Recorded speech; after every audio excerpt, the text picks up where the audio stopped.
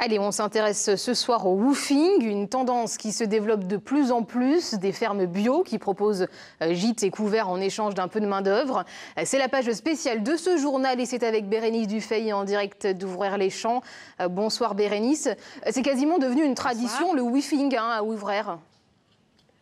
Ah Rebecca, c'est plus qu'une tradition. Ici, c'est un véritable art de vivre. Depuis 2009, à la ferme des abeilles, on accueille des woofers pratiquement toute l'année. Alors cet été, 2 femmes ont voulu vivre cette expérience, une japonaise et une française. Reportage tout de suite et on se retrouve juste après avec mon invité. Débroussailler les poireaux dès 8 heures, c'est la première tâche d'Aurore. Informaticienne de métier, cette habitante de la banlieue parisienne a souhaité faire un break, histoire de se poser un peu. J'aime beaucoup le calme de la campagne, ça change de la ville. La verdure, la vue de la verdure m'apaise l'esprit aussi. C'est surtout pour le calme, le bien-être en fait. Très important. Comment est-ce que vous vous sentez alors? Je me sens détendue. Ça fait déjà 10 jours que je suis ici. J'ai pas vu le temps passer du tout. C'est vraiment agréable. Pour Sachi, ça n'est pas le calme qu'elle est venue chercher en premier, mais les conseils en agriculture, comme ici la taille des tomates. Pour la taille des tomates, on retire en fait les gourmands.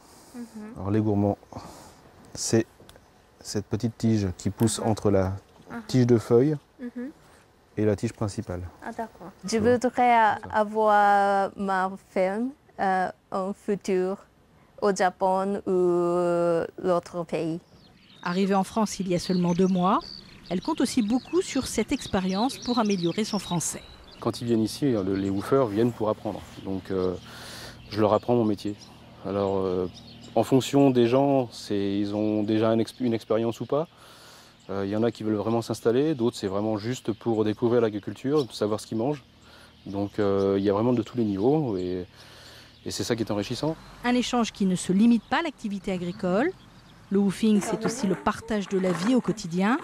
Tous les repas sont pris en commun, les woofers dorment sur place et même la fabrication des petits sablés français fait partie de l'apprentissage.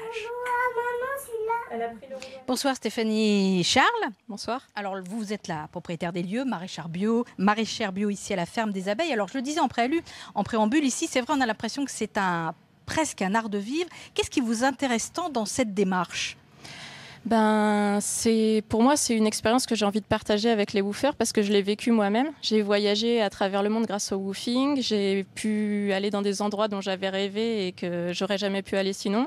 J'ai appris énormément de choses. J'ai rencontré des gens qui étaient vraiment passionnés et qui m'ont aidé à me trouver moi-même. Quelles sont les valeurs qui vous interpellent dans ces échanges, dans cette expérience? Pour nous, je pense qu'on a envie de défendre l'agriculture paysanne. L'importance du travail de la terre, l'importance de l'écologie, d'avoir une vie simple. C'est quelque chose qu'on a envie de partager avec les woofers et voilà. Et souvent, eux aussi, ils ont envie c'est aussi ce qu'ils recherchent. Oui. Alors on l'a vu, il y a 2 femmes en ce moment, une japonaise et une française, qui ne viennent pas pour la même chose d'ailleurs. Comment vous les gérez tout ça? Chaque woofer vient avec ses attentes et nous, on ne doit pas avoir d'attente vis-à-vis d'eux. Chacun est différent. Il y en a qui viennent parce qu'ils ont envie d'apprendre le français. Il y en a qui viennent parce qu'ils ont envie de manger de la nourriture saine. Là, c'est le cas d'Aurore et Sachi. Moi, je pense qu'il faut être très ouvert et prendre les woofers comme ils viennent et prendre ce qu'ils nous offrent. Est-ce que c'est pas pesant d'avoir comme ça des gens tout le temps chez soi? Pas pour moi, non. On fait une petite pause l'hiver et ça me suffit. Parce qu'ils dorment ici, ils déjeunent avec vous, ils dînent avec vous. Enfin, ils font presque partie de la famille finalement. Oui, moi je trouve ça très agréable. C'est une famille qui change tout le temps, toujours des nouvelles choses à apprendre, des nouvelles discussions. Ça tourne pas en rond, quoi. Alors, et les prochains, vous les connaissez déjà ou pas? Il y a un Portugais qui va bientôt venir et puis après, on ne sait pas encore. Merci beaucoup Stéphanie Charles. On vous souhaite plein de bonnes choses pour la suite, parce que visiblement, c'est pas prêt de s'arrêter. Non. Et cette dernière info pour terminer, sachez que c'est le Loir-et-Cher qui accueille le plus de woofers en région Centre Val de Loire.